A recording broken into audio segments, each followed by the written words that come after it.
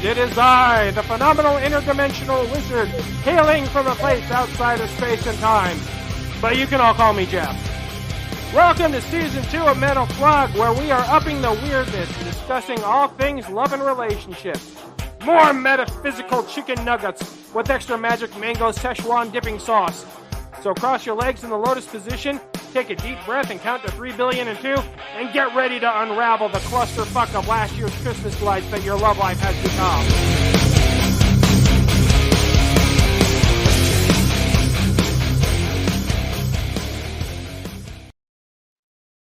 That is pure, unadulterated Jeff right there at its finest form. Like we came up with that in all about, like 2 minutes? Like, I was messing with stuff on the computer, and they're like, all right, I got something. And then we recorded. That was a one take, by the way. That was a one and done. Oh, Jeff, Season 2 of Mental Flog. How does it feel? Oh, it kind of feels like when you've been like in the car for a long time and you've been stuck in traffic and you really got to go to the bathroom, and then you finally make it home and you know you make it to the toilet just in like a nick of time. I mean, fair enough, bro. Fair enough. I have something very important I've been waiting for. Oh, lay it on us. What do we got? Awkward silence. I broke it. Well, way to go, Bishop. I had the "Let's Get Ready to Rumble" song on my little soundboard, and I accidentally. Oh, is it that like one from the 90s? Let's get ready to rumble. That was the one. That one? Yeah, it's gone now. Okay. Well, I just did it for you. So. Oh, so Season 2, the Season of the Fool. Now, this is Jeff's episode. He has written quite the episode for us. Jeff, do you by chance have a Fool card with you? I don't, but I do have like 3 tarot decks around, so I'm pretty sure I can fumble through and. Oh no, wait! Actually, this deck has the Fool just on the outside of the box. If you It's can, a little glary, blurry. Come on, where is a good spot? There we go. There we go. This is our first time on video, everybody. So for the clips that you do see, because I don't know if you're going to see all of this on video, enjoy the shenanigans as we figure this out live. So, Jeff, before we dive into your episode, let's catch up a little bit, man, because we have been radio silent for a while. Oh, yeah. Our most recent release was the Lost episode, which, I mean, I only had it on my computer for like a year. And that one came out, and a lot of people seem to really have enjoyed that one. So give me an update. Where are you? What have you been up to? What's changed? Oh, well, I've been busy being dad. So That's right. Yeah. That last episode we recorded, you had one on the way, but not in the world yet. Yep. And he's almost 6 months old now. That's crazy, man. I am so happy for you. So yeah, he's awesome. He is basically like if he kind of looks a little bit like me, except for better looking, and he definitely gets all the good looks from his mom.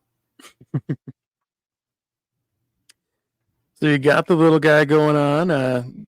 You and fiance live together, which you were the last time we recorded. Yep. So anything else you want to share with the class? That's pretty much it. So been hitting the books hard, getting back into the wizard stuff, going deeper into that a little bit. That's true. The night we did the intro recording, you did a reading for me. Yes. He has not lost his touch at all. Like I was worried about that for a second, but yeah, I just kind of it's like a bicycle. I can't ride a bicycle. So for me, Shelby's moved in with me. So Shelby lives in my house now. I'm recording in my deluxe basement. Still doing the same thing. I'm a service writer. Put it in the long hours, but for a great, great company that I'm happy to work for. We have been working on the Pocket Life Coach, or Your Pocket Life Coach book. We've been meeting and doing that for a while now. I have the same glare issue. There we go. Your Pocket Life Coach. Yeah, look at that. Yep. So while we haven't been producing content, we have been working on things in our personal life and together as friends and family. I still have my blog. I actually have it on healingheathenslc.com. And if you type that web address in, you go to my blog post. I blog almost every week. I didn't do one last week. I had a lot going on. We had after work school 3 nights in a row, and it was great. It was amazing. We learned a lot, but it killed my motivation to do anything else in my time. I have some exciting news that you haven't heard yet. Ooh. Well, lay it on us. So we are using StreamYard to do our recording. It's what we're on right now. And not only can we send people an invite link to join us on camera on StreamYard, I was playing around last night with our Google Voice number, my tablet, and the mixing board I have right next to me. I can hook that up where people can actually call our number, 801-810-7502. And if we choose to do a live show, we can have people actually just call us and we can accept that call and talk just like we are right now. It's like, that's awesome. But that also has the potential to be terrible as well. Oh yeah, that could go straight to hell quickly. Okay. I'm okay with that, but like, do I get a kill switch or something like that? I mean, I think I get the kill switch since it'll be next to me, but it could be interesting. So if we have enough interest in it, we can set up a time to do an actual live show as things progress. That would be awesome. And if somebody gets too weird, which is kind of a hard level, or too inappropriate, then the rapture. Got to be able to find some way to set it up like they do actually with, like, on actual on air on the radio. Everything's on the 7-second delay. Yeah, so I don't think they're gonna get that fancy. If somebody decides to, like, call in just to say the fuck word or something like that, then they can hit the big red button and edit it out last second before it goes on air. Oh, so yeah, that's what we've kind of been up to. Jeff, what are your hopes and dreams and ambitions for season 2? My hopes and dreams and ambitions for season 2. I hope I get a couple beers out of it. But really, just in the end, it's just, if the nonsense that I'm doing, if somebody gets some sort of value out of it and it helps make somebody's life a little bit better, or gives somebody some new perspective, helps somebody out of a sticky situation, or helps somebody pull their head out of their ass, then that's, I'm doing good and giving back to the world and stuff. And ultimately, that's all I'm looking to get out of this. I have gotten some personal feedback from people who know me outside of the show, who I've just kind of met along the way, and they've started to listen to it. And we've touched some people, not in the no square kind of way. So we've gotten some positive feedback. People have enjoyed what we've done and they found value in it, which that's the whole reason behind this. We are never going to be the, Mental Flog, Jeff and Bishop show that made us millionaires, but we're going to be the 2 weird guys that talk about the weird stuff that nobody else talks about that everybody really should at some point. Yeah. But hey, if we manage to become millionaires or something like that, that would be awesome, because I'm poor. You and me both, my friend. I've been talking to a few people about coming on and doing some guest spots, kind of similar to how we got stories on the last season, but not tower stories, more related to this subject matter.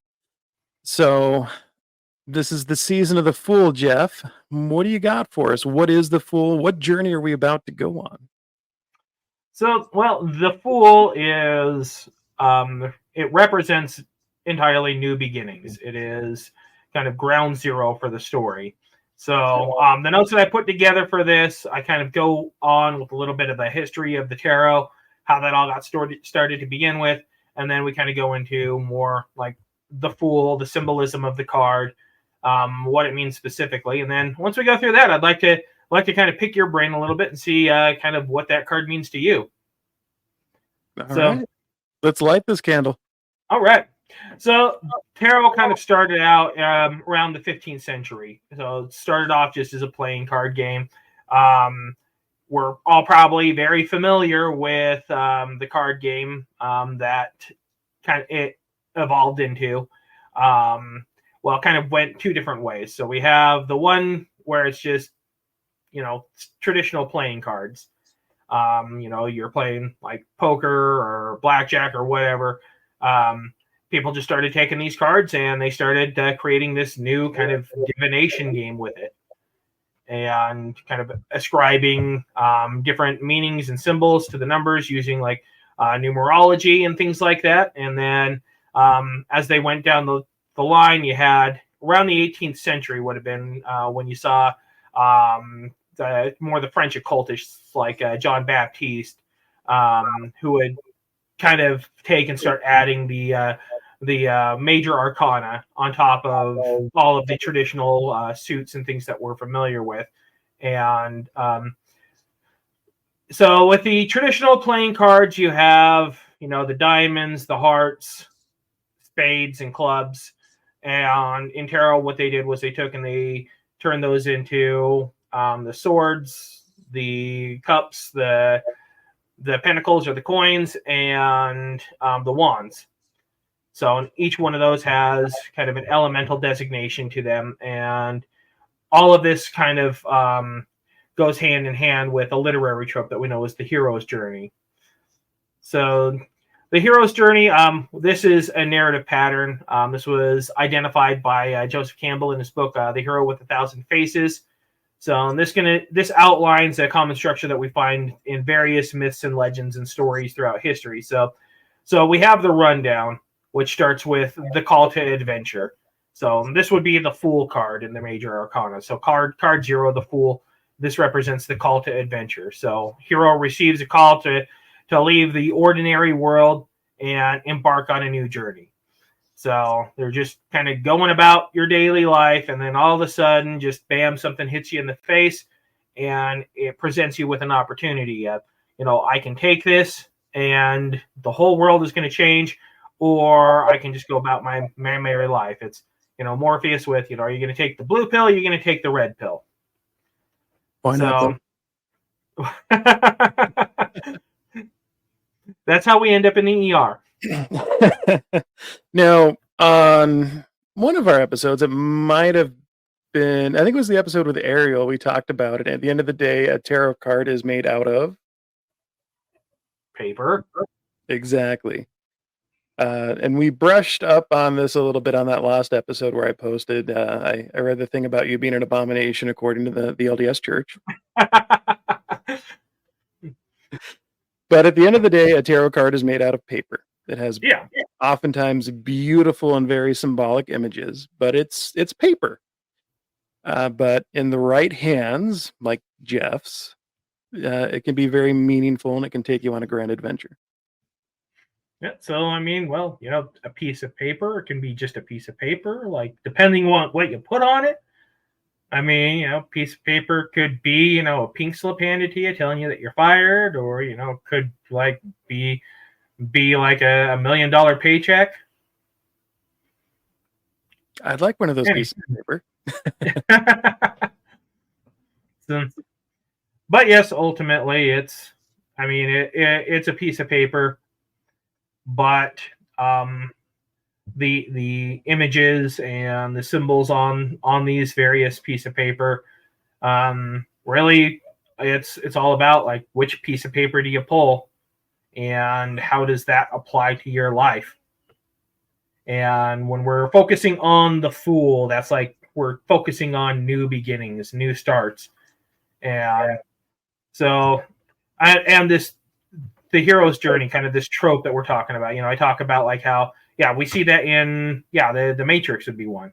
Like you have Neo would be the fool to begin with, where he kind of goes into the first. Well, you have that call to adventure. You get presented red pill or blue pill. So, and there's going to be some hesitance to begin with, and then it goes into meeting the mentor. The hero encounters a mentor or a spiritual guide that provides wisdom, advice, or some kind of supernatural aid. So, well, if we're going to go Star Wars, we have, Luke Skywalker's the fool. And the mentor that he meets originally is Obi-Wan Kenobi. Yeah. Then Lord of the Rings, you have Frodo, who then meets Gandalf. And then in Harry Potter, you got Harry Potter, who then meets Hagrid. And you can see this trope played out time and time again. And it gets played out throughout the tarot. So you start off card 0 is the fool. Then card 1, the first character that you meet is going to be the mentor or the magician. And then from there, you have the high priest, or it's usually the high priestess. Usually that's going to be like a strong spiritual ally with, more kind of we talk about crossing the threshold. This is going to be, you have kind of these threshold guardians throughout the story, which are like people who they're either allies who present gifts and help progress the story forward, like in a more positive way, or you have like the various villains that you have to overcome in order to progress the story. And the major arcana of the tarot kind of plays out that way too. So, you'll have first the fool, the magician, the high priestess, then the emperor, the hierophant, and then kind of so on and so forth. You go to the tower when everything falls apart, then kind of the star where everything kind of, they start rediscovering like what everything's all about, and then go through all the trials, the judgment, so on and so forth, until you come to the end of the major arcana, which is the world, where it's the final completion of the story, where everything comes together and everything finally makes sense. So as you go through the story, you're going to have, the different threshold guardians that you find in the major arcana. You have tests, allies, enemies. Then you have kind of like these themes of like death and rebirth that you see throughout a lot of these stories as well. It's the hero kind of has to go through like a transformative process, where they essentially, like after they've already taken that call to action, they're going to go through some serious trials that are going to change them, that are going to transform them. And at some point, they're going to have to like emerge as this new version of themselves that's going to be able to continue on the story and be able to see things through to completion. But that's going to be a complete departure from who they were to begin with. So we have both very much so played the role of the fool. Oh, yeah. And it's 6 years ago, Bishop would never be here right now. See, but it's also very cyclical as well. It's not like any of this is linear, because we can say, well, I mean, life imitates art, art imitates life. I think everybody kind of goes through their own hero's journey to some degree or another. So, and in these different literary stories, these literary tropes, you're going to see, okay, the story is usually linear. The plot points are all, there's no new stories under the sun. So everything just kind of follows this happens, and this happens, and this happens, and then this happens. Life doesn't exactly work this way. It's like, okay, this might happen, then this might happen, then this might happen. And then all of a sudden you jump forward like 8 cards in the major arcana, and then the next day you're knocked backwards to the beginning. And we tend to get stuck in kind of these loops in life. And a lot of it is trying to figure out how to break free of those cycles, how to break free of those loops in order to be able to see that story through to its completion. I like it. So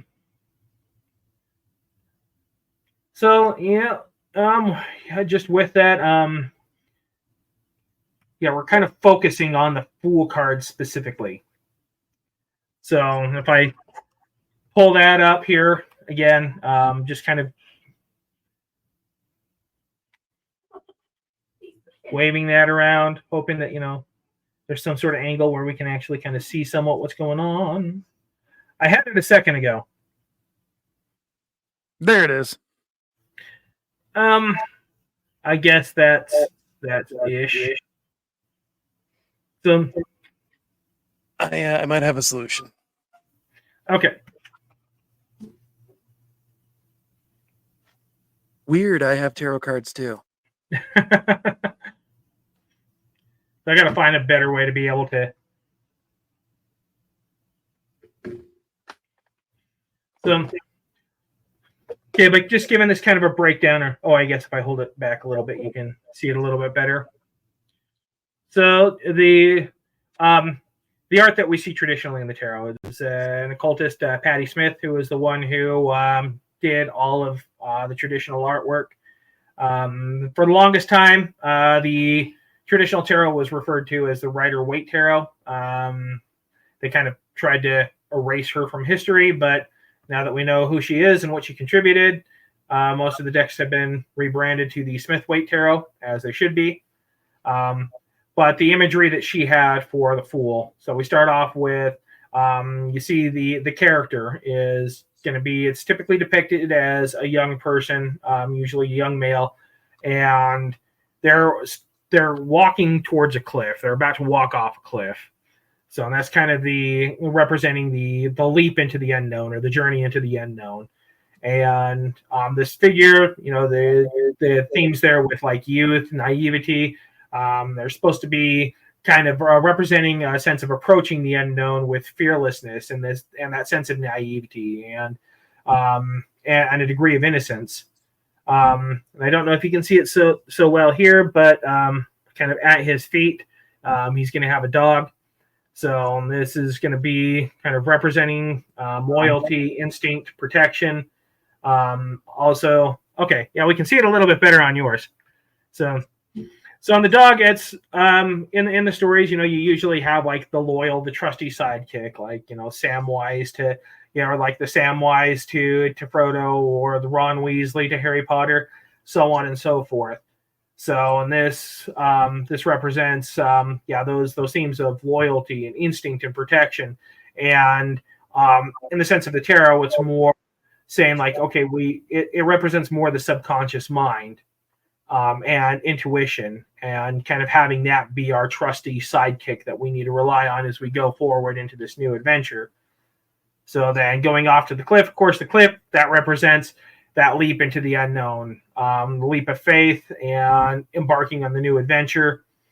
Then, not sure if you see it in that card, but usually you see the sun in the background shining. Not on this one. That usually symbolizes, let's see here. On this one, yeah, you can't really see it so well because of the light glaring, but there, it's in the corner there. I see it. Now it's gone. So the sun, it represents enlightenment, clarity, and kind of divine guidance, guiding the fool's path. And then he's carrying with him like the traditional like bag on the stick. It's containing all of his worldly possessions. So a bindle. What's that? It's a bindle. Yeah, a bindle. Mm-hmm. That'd be the correct term. He doesn't have that on this one. He has a messenger bag. Mm. He's the hipster fool. So, but that's supposed to kind of represent like a detachment from material concerns and embracing like a readiness to jump into the unknown, or kind of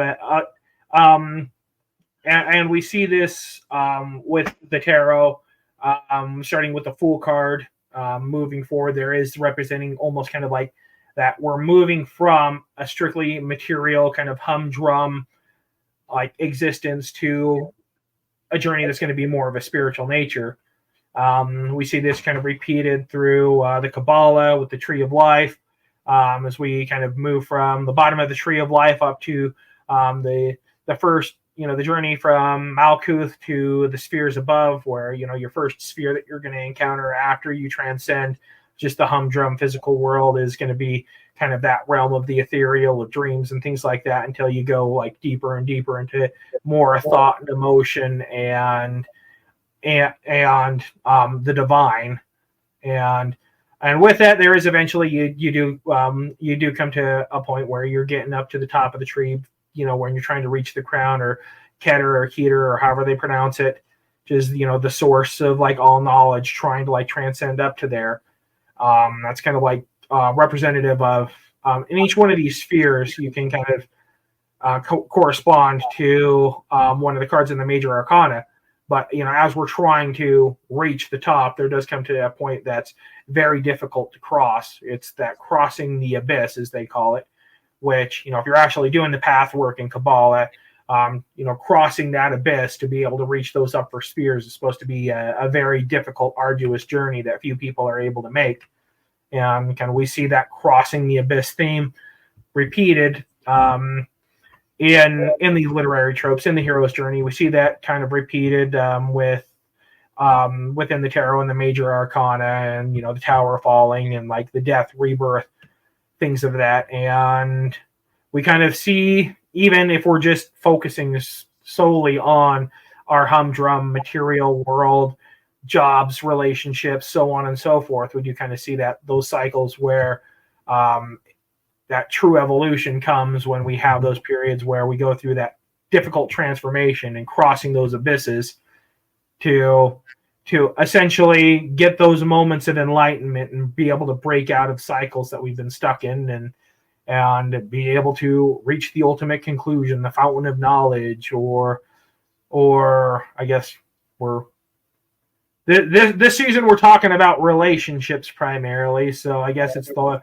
breaking out of the cycle of bad relationships and like hooking up with red flags and dudes at the bar with ironic facial hair, and actually getting your shit together and doing gooder. Much gooder. So kind of in a nutshell, those are the notes that I have, kind of breaking down like a little bit of the history of the tarot, the Fool card specifically, but little kind of wondering what your take is, like why the Fool card to represent a theme about like talking about specifically relationships and relationship issues. Well, let me ask you, Jeff. I mean, the Fool card upright and the subject matter or the question of love, what does it mean? And so it can depend on where you're at. So if you're in a committed relationship already and you pull the Fool card, that could represent like a new stage of the relationship. Usually that's usually a good indicator upright, because it's like, okay, you're entering a new stage of the relationship. Maybe it's like a deeper level of commitment's going to happen, or there's going to be like a new adventure that's going to like strengthen the bond of the relationship, or it could just be like a rekindling of a relationship after kind of a period of things just kind of being routine and mundane for too long, and now we've found this spark that's going to push the relationship forward, and it's going to start a new journey. Now, I guess, somebody that's single that pulls the card and they're wondering, okay, well, what's going to happen to me here? Will I ever meet the one or whatnot? That's, and of course, I'd say 90% of the readings that I do usually are people like, when am I going to meet the love of my life? And nobody wants to hear the honest answer to that.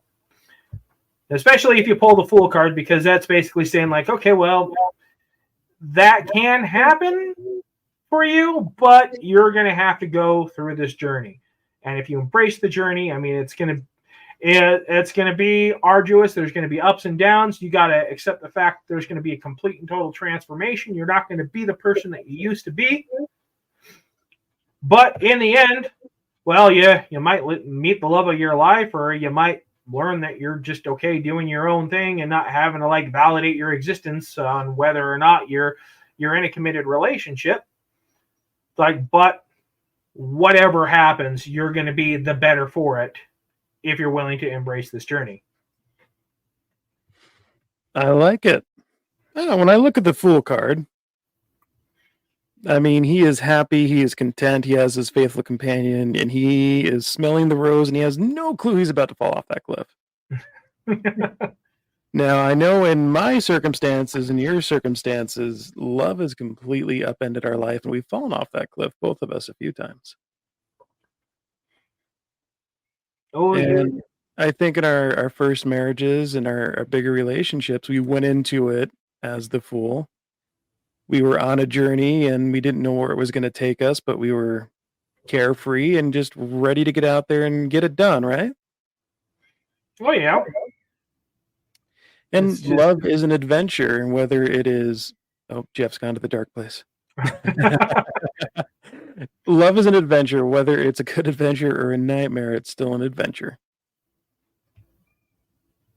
If you were to pull the Fool card in the reversed position in reference to love, what would it mean? that could mean a few different things. I'd say kind of the determination there would be the energy that I'm getting off of the person. That's going to be like the biggest thing for me to be able to tell how to interpret that card. And also, I might pull some other cards that would help clarify. So, Fool in reverse, kind of depending on their situation. Somebody who's like single and wondering what's in store for them as far as relationships go. That's going to be like that's saying, okay, there's this transformation that's needed. There's this new adventure that needs to be embarked on. There's healing. There's growth that needs to be done. But there's a reluctance. There's a hesitance there. There's a state of arrested development in which they're not likely to embark on that adventure to do the growth that they need to in order to be able to move forward. And they're probably just going to get stuck in the same cycles over and over again until they're willing to, well, pull their head out of their ass and embrace the journey that they need to make. If it's like a committed relationship and you pull the Fool reversed, then that's saying, well, once again, there's changes that need to be made in this relationship. There's this relationship is going to be kind of going through this new stage, and you have to be willing to kind of step into, are you willing to do the growth and the healing that's needed in order to be able to carry this forward? Like, or it could also represent like, okay, at this stage, it's over, and all the parties involved are just clinging on, and there's a reluctance to just be able to admit that the new adventure needs to begin, and that we have to kind of then there needs to be a break from the failed relationship. I think we're going to have a lot to cover this season, and we kind of made a little bit of an episode guide, things we want to talk about, basic run through of subject matter, and I have a feeling that it's going to grow and change as we progress through this season. I think we have a lot to unpack here, and I think this season is going to be different than last season. Last season, we lived those experiences. We knew that subject matter. And not to say that we haven't lived the experience of love, we have. But I feel like we're attacking it from a different angle this time around. It's not just Jeff's opinion of love and Bishop's opinion of love. There's going to be some reading, some research, some sources cited. And I feel like we're going to brush on a lot of subjects that are very important for a lot of people. Oh, yeah. That's why I had a book that I started writing about kind of my experience with like love and relationships and dating and things like that. And I think I've decided to abandon that project because it's more kind of like turning into like a journal, just something personal for me to reflect on. But as I was toying around with different titles and what I was going to call it, and I think I might have touched on this in a previous episode where the title that I eventually landed on is None of Us Have This Figured Out. Heard you throw that title around a few times. So, well, and that's the ultimate conclusion that I came to with this. And I mean, it's if there was like a defined, like logical order of operations, like if you do this and then you do this and then you do this, do all these steps in this particular order, this exact way, then you are going to be happy. You're going to have the perfect relationship. Everything is just going to turn up roses for you, and happily ever after, the whole shebang. Then we wouldn't really be sitting here talking about it. Everybody would just be following those steps, and everything would be great for everybody. But yet here we are with, and I think really it's, love is that great thing that really can't always be broken down in a logical manner. And because of that, it's like we keep trying to find ways to break it down, to turn it into something logical, to figure out like how we can decode it and unlock all of its secrets, and and make it into something that we can somehow control or master. But we have yet to figure out how to be able to do that, and I don't think we ever will. And all of these people that they might have found like different secrets or things like that, different techniques that help their relationships run a little bit smoother, or that have helped them out. And a lot of those tips and things like that can help us in in the journey and learning and growing. But it's not a guarantee. Like if you just read this one particular book, everything's going to be awesome. You could read 1,000 books and still absolutely suck when it comes to relationships. Or just have miserable luck when it comes to relationships. There's no, and in the end, none of us have this figured out. It's it's probably like the greatest, force in the universe. The one thing worth fighting for more than anything else. But ultimately, there is no silver bullet to it. There is no magic way to decode it. And so all we can really do is just look at the situation, look at our situations, and figure out how to do just do gooder. Much gooder. Do much gooder.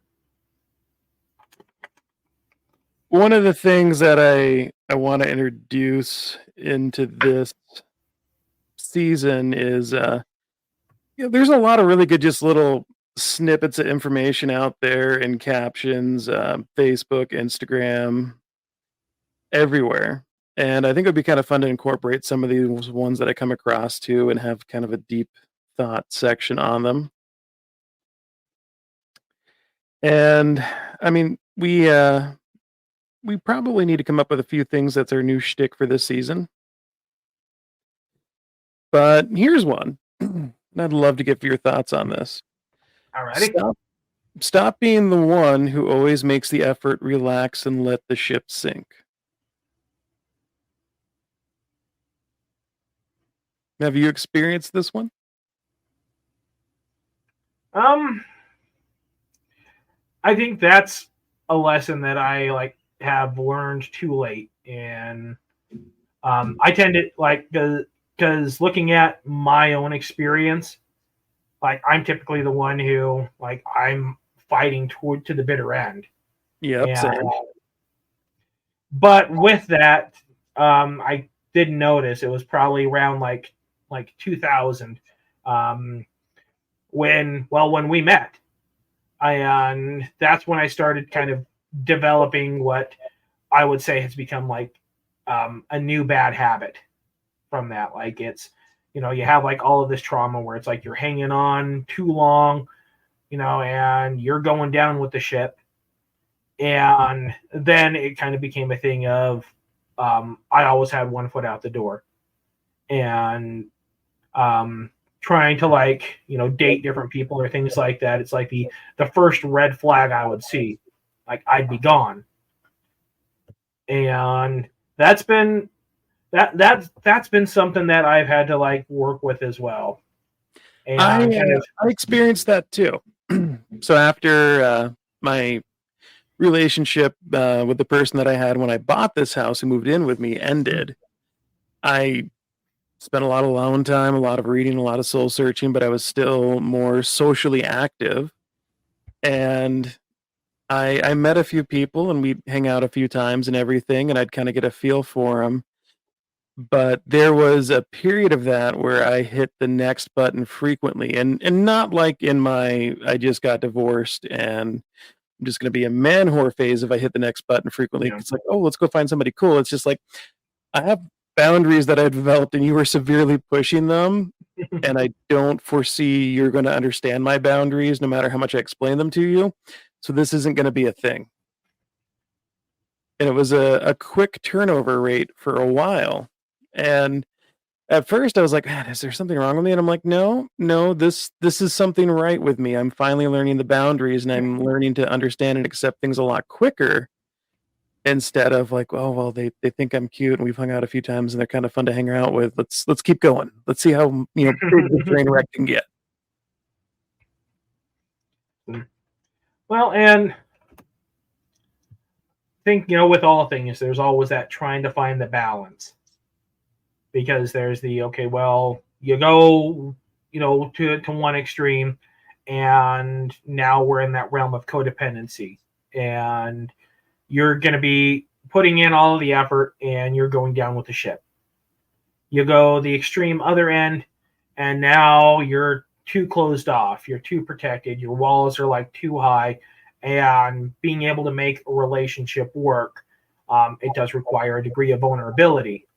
And this is something that I'm willing to admit has been like an issue, something that I've struggled with in my current relationship, is being able to feel safe enough to let my walls down, to allow myself to be vulnerable again, and to not try to like push my partner away whenever they start to get a little too close to something that's a little bit too painful, or that I think, this is, part of my past or whatnot that I don't like and I don't like talking about. And, if they get too deep into like the story or whatnot, then they're going to find out who I really am and they're going to hate me and run away. So there is definitely like that balancing act that you got to figure out how to do.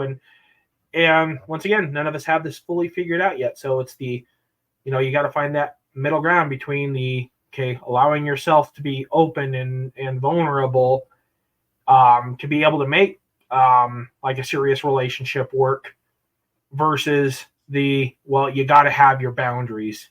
You can't go down with the ship, and there comes a time in which you got to take a look at the situation and say, like, I am not getting back anything near what I'm putting into this, and this is just a zero-sum game at this point, or ultimately, like, I think one of the biggest issues that I see with people in today and dating in relationships and things like that is how many people just don't give a shit. Yeah. And I think a lot of this is just the thing of just everybody, like they see like it's like this decision paralysis, and we have like all of these options and things like that available, and every time that and this is one of the reasons why I think good relationships tend to come to people when they're in a state in which they're not looking or where they're not dating, because I think in the modern dating mindset there's a lot of like, well, I have options, and well, we live in a disposable culture. What's that? We live in a disposable culture, and many of us treat people the same way. Yeah. Oh, so-and-so said something that pissed me off, and they try to make me accountable for something, so I'm going to go find a different playmate. There's plenty of scenarios like that play out in the culture where dating now half the time is swiping. It seems, in some circumstances, relatively easy to find somebody new to go hang out with that doesn't hit on all your nerves for a couple of weeks at least.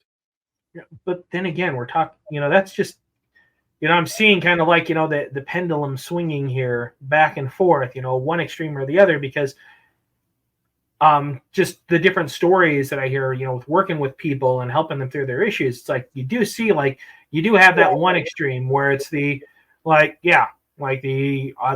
have options. And as soon as, you say something that I don't like or whatnot, or like, I don't want to to get invested in anything because I just want to keep my options open. And hey, you know, like I'm just playing and having fun, and I don't have to care about like what I'm doing to other people or how other people feel. Just as soon as this starts getting a little too real or whatnot, then okay, you're out. Okay, swipe right. You know, next person comes in. But then I also see a lot of kind of this scarcity mentality, which I think is more common amongst a lot of the guys that we talk to, where it's, you know, they can sit there and they have like 20 dating apps installed on their phone, and they're like, you know, spending all night swiping right. And, you know, they're lucky if they'll get like 2 or 3 matches in a week, and they'll be lucky if they get like one person to respond to them in a month. And they just feel like they have to accept whatever crumbs come their way because, you know, they're going about this like the whole, it's that, well, this is what's being sold to me. If I just do this and then this and then this and then this and then this, then like I'm doing all of these things, I'm swiping right, and like, and I still don't have a girlfriend. So what's wrong with me? I will never forget talking to my buddy who was going through a divorce, and at one point he had a couple matches on there, and he was hanging out with a few people, and he was like, I feel like I'm being picky, but like what if this is my shot at love? What if this is like my last chance, and if I turn this away, then I'm just going to be single and alone for forever? And I said, buddy, you need to put down the dating apps, because I too had that thought at one point in my dating career post-divorce, and I was not in a good mental health space, and you need to step away from that and get your head on right. Yep. Because what you're thinking about, I get that it feels very real to you, but that is not coming from the right headspace. So have a little bit of a thought here. Yeah. Like this might be kind of like jumping like ahead and kind of like condensing everything that we could go round and round with all the episodes till we finally get to like the ultimate conclusion. But I just remembered this thing that I watched where it was, at the time, it was this couple was in the Guinness Book of World Records for having the longest running marriage. And like, and what I might have discussed this in a previous episode, but they asked, well, what do you think is the key to this? Like, you know, what is the key to having this successful relationship, for having, you know, a marriage that's lasted this long? And it was the guy who said, you know, the thing is that everybody says that communication is the key to a successful relationship. But I found that really the key is respect. I can dig that. Says it's, and I think it goes a little bit further than what he was saying, because he was using respect just as a, okay, well, like if all of these other issues that people have in relationships, like if you respect your partner, you're not going to cheat on your partner. Like if you respect your partner, you're not going to be lying to your partner and hiding things from your partner. It's like if you respect your partner, you're not going to be abusive towards them, so on and so forth. But there's also, once again, but I also take that as, you know, the key to healthy relationships is not just like respect for the other person, but respect for yourself as well. And a mutual respect. Exactly. And it's so, and I mean, ultimately it's like where we come in the, you know, in the middle, like where I talked about like the pendulum swinging back and forth. It's where is that middle ground? That middle ground is the mutual respect. It's, you know, anybody who comes, if everybody just waited until they had it fully together and they didn't have any red flags of their own or any issues that they were trying to sort out before they jumped into a relationship, then nobody would ever get into relationships. Oh, see, none of us have this figured out yet. Like I've got all kinds of baggage and issues that I'm still trying to sort out. Like, not to call you out, but you probably have baggage and issues and things like that you're working through and trying to sort out. So we can ultimately, you take two imperfect people, and if they can come together, like, and they can have that mutual respect, Like Aeon, you can say like, okay, well, you're not perfect. You have your red flags. I'm not perfect. I have my red flags. But we respect each other and we respect the relationship. And we're going to be committed towards growth and evolution and building something together and not staying stuck in our patterns and our bad habits. And if we can have this be a relationship where we're dedicated towards helping each other work through those issues, break down those walls, take down the red flags and become better people, then that I think is the key to having a successful relationship. Can we both agree that there has been points in our life where we were the toxic red flag? Oh yeah. Like, I mean, people, they heard our towers. They got to hear some of our experience, but they see us as we are now, and they don't fully get to understand who we were. Because, man, we were both train wrecks for a while. Oh yeah. Before we knew each other, while we knew each other, we had our bad days, weeks, and months. Let's say I wouldn't say that I'm a train wreck now, but I'd equate myself more to like a 1989 Honda Accord. Like the interior. It's been beat to shit. Like the hood and the car and one of the doors are a different color than the rest of the car. It makes a clunk clunk clunk sound as it's going down the road.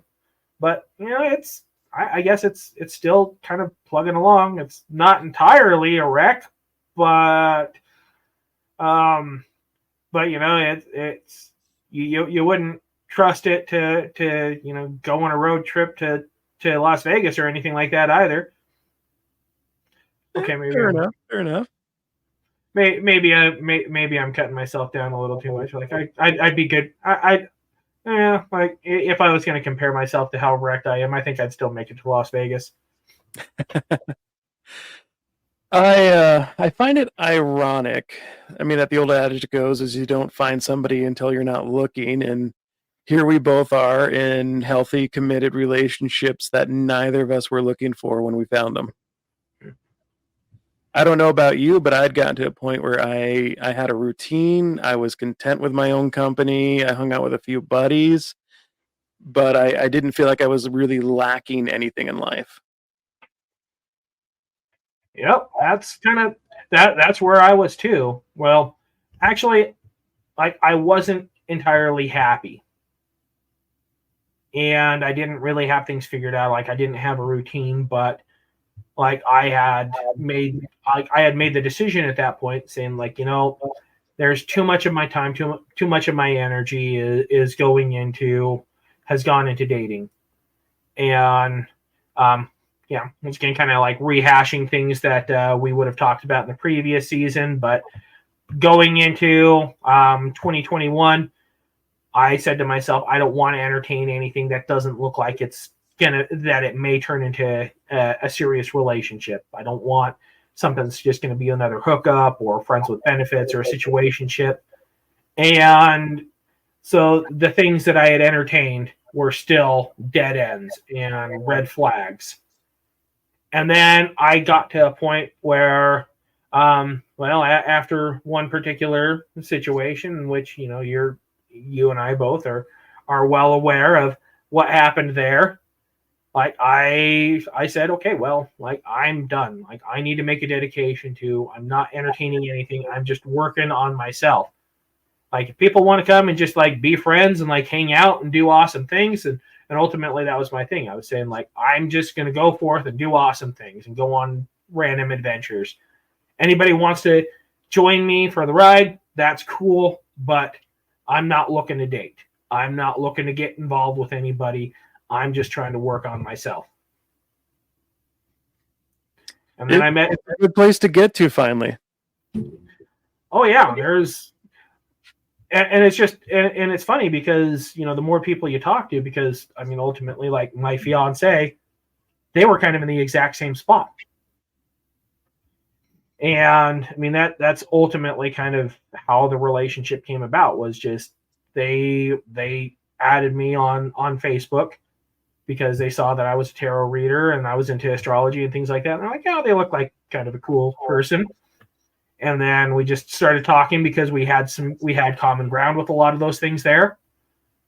And it just, we just kind of hit it off. And neither one of us were looking to date. We were both in a situation where we're just like, okay, I am just focusing on myself right now. But I think with that, I think it's one of the cruel jokes that the universe plays on us, and to where it is, when we're finally in that state, we wind up actually meeting somebody, because there's not, when you have two people that are both in that state that kind of come together, there's not any pretense of, well, I got to keep my guard up because, hey, this person's like, they might want a little something from me, and and I'm not ready for that, or they seem cool enough, and like I need to put on a good show because I really want to get them into bed, and then well, I guess we'll see if they're cool enough for me to want to hang around afterwards. It's like you don't have any of those kind of pretenses that are there when you have people that are specifically like, okay, well, I'm on the market, I'm looking, this person's, they're on the market, they're looking.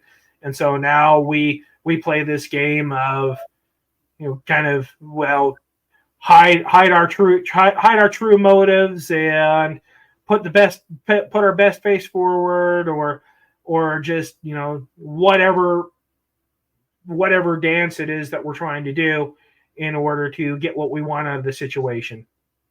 Ultimately, it's, you have two people that kind of come in and they kind of have their guard up. They kind of have their shields and their weapons ready, because they're like, okay, well, I'm coming into this because I want something.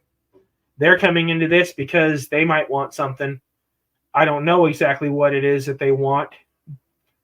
And I gotta find out through roundabout means what it is exactly that they're about, what it is exactly that they're looking for, and see if that is in line with what I'm trying to do and what I want. And then if things align that way, then we can maybe put down our guards. But then when you have two people that are just like, okay, well, I'm not looking, I'm just working on myself. And it's there's no pretenses there. It's they're coming to the situation, there's no need to have the guard up. There's no need to have the shields up. There's no need to have the weapons out. You're just two people just talking, just vibing. And then somehow it all works out. Yep. Well, Jeff, feels good to be back in the seat again. It feels good to be podcasting again, and I'm excited for season 2. Yay, season 2! I want to remind our listeners that you can text us, you can leave a voicemail, and we have a different phone number for season 2, 801-810-7502. You can find us on Facebook, Mental Flog. We are on there. We are on Spotify, Apple. We're on a lot of places. Please do follow, and subscribe. And if you find anything in our episodes redeeming, share it. Tag us in it. Talk about it. We are here to help, and we're excited to be back in the hot seat. So, Jeff, anything you want to add to the conclusion of this first episode of season 2? If you keep picking at it, it's never going to heal. Jeff, I want to just thank you for all the effort that you put into getting this episode together and all the work you did, and I'm going to give you a round of applause. Yay, I'm useful! Now, as we progress into the season, like I said, we're going to have some interviews. We're going to have some very interesting subject matter, and hopefully one day I get to use this button. You got mail. Because people seem to enjoy the listener mail questions. And like I was mentioning before, we have the technology where guests can join us in the studio on camera, or they'll be able to call in. We just have to set a time and place to do it when people are available, if there's enough interest. Well, my friend, I think we're going to call this one a wrap for the first episode of season 2. Rock on. Everybody, thank you so much for listening. We are excited to be back with you, and everybody have a fantastic day, and thank you for listening. Like and subscribe and stuff. Remember to call your mom.